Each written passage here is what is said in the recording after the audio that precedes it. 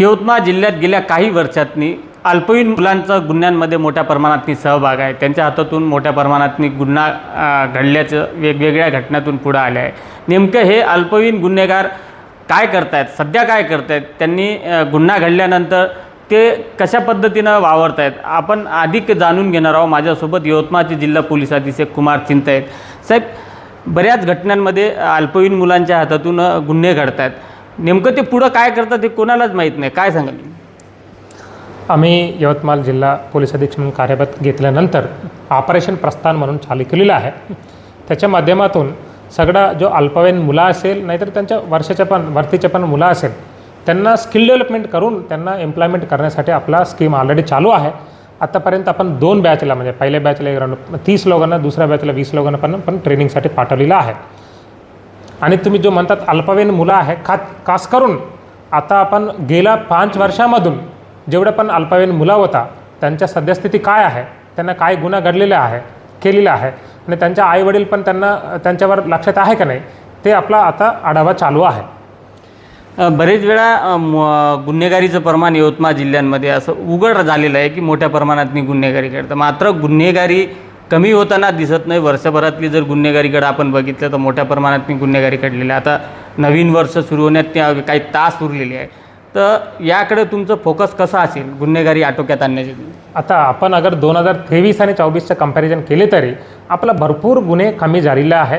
2023मध्ये 75 मर्डरचा गुन्हा दाखल झाला होता, आता 24मध्ये 54 गुन्हा दाखल झाला, म्हणजे अराउंड 16चा गुन्हा कमी झालेला आहे।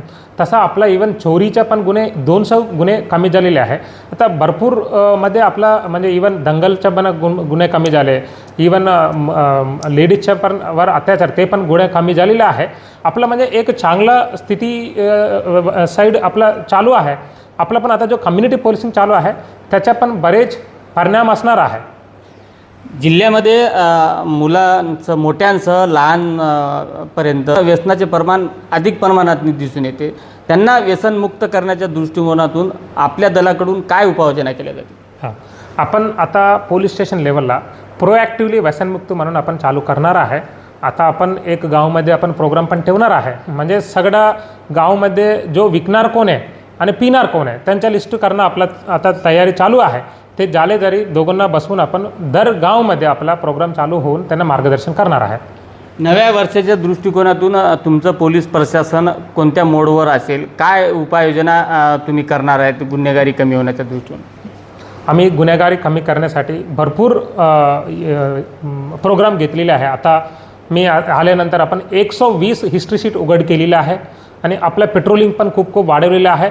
जो स्ट्रीट क्राईम असतात, म्हणजे स्ट्रीटवर इकडे तिकडे क्राईम होतात, ते पण कमी झालेले आहेत। ते कमी करण्यासाठी आपलं पेट्रोलिंग खूप इम्पॉर्टंट आहे। आणि आपला ऑपरेशन प्रस्थानच्या माध्यमातून जो बालगुन्हेगार आणि त्याच्या नंतरच्या पण लोक त्यांना मार्गदर्शन करून त्यांना स्किल डेव्हलपमेंट करून आपण एम्प्लॉयमेंट करणार आहे। आणि अशा वेगळ्या प्रोग्राम्सतून आपण प्रोॲक्टिव्हली पोलिसिंग करणार आहे, रिॲक्टिव्हली नाही, प्रोॲक्टिव्हली करणार आहे। सध्या आपल्याकडून बेरोजगारांना रोजगार उपलब्ध करून देण्याची एक मोहीम राबवल्या जाते, नेमकी ही संकल्पना मागचा उद्देश काय? हे संकल्पनेच्या मागचे उद्देश यही आहे की बेरोजगार म्हणजे त्यांना नोकरी नाही आहे म्हणून ते गुन्हेगारच्या प्रवृत्तीकडे जाण्याची शक्यता आहे। त्यांना ते मोकाही दिला नाही पाहिजे, त्यांना पकडून आपण स्किल डेव्हलपमेंट करून त्यांना एम्प्लॉयमेंट मिळाला पाहिजे म्हणून आपला उद्देश आहे। नक्कीच यवतमाळ जिल्हा पोलीस दलाच्या मार्फत सध्या जिल्ह्यांमध्ये विविध मोहीम राबवल्या जातात। जिल्ह्यातील गुन्हेगारी कमी करण्याच्या दृष्टिकोनातून जिल्हा पोलीस अधीक्षक कुमार चिंता यांनी वेगवेगळा फंडा वापरलेला आहे, त्यामुळे जिल्ह्यातली गुन्हेगारी कमी होते का याकडे सुद्धा एक नागरिकांचं लक्ष असणार आहे। संजय राठोड, साम टीव्ही न्यूज, यवतमाळ। देश विदेशातील प्रत्येक घडामोडींचे लाईव्ह अपडेट मिळवण्यासाठी आता साम टीव्हीच्या सर्व सोशल मीडिया प्लॅटफॉर्मला लाईक, फॉलो आणि सबस्क्राईब करा। तसंच सर्व नोटिफिकेशनसाठी बेल आयकॉन प्रेस करायला विसरू नका।